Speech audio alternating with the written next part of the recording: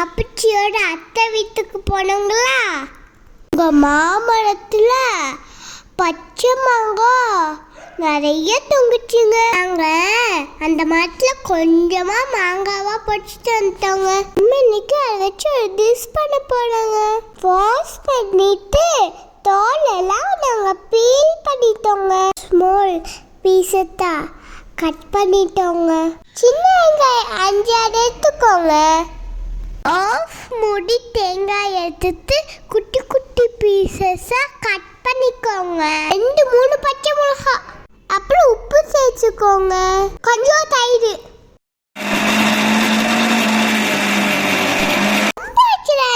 ஒரு அளவுக்கு அரைச்சிக்கோங்க. ரெடி ஆயிடுச்சு பாத்தீங்களா?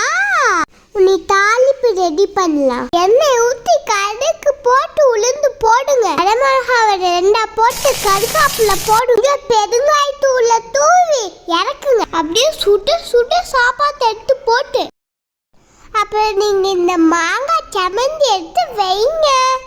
இந்த டிஷ் பேரு மாங்காய் சமந்திங்க. உள்ள கொஞ்சம் தேங்காய் எண்ணெய் ஊற்றி சாப்பிட்டா அப்படியே சூப்பரா இருக்குங்க. நல்லா பறிச்சுக்கோங்க. டேஸ்ட் சூப்பரா இருக்கும். உங்களுக்கு ஒரு உணவு வேணுமா?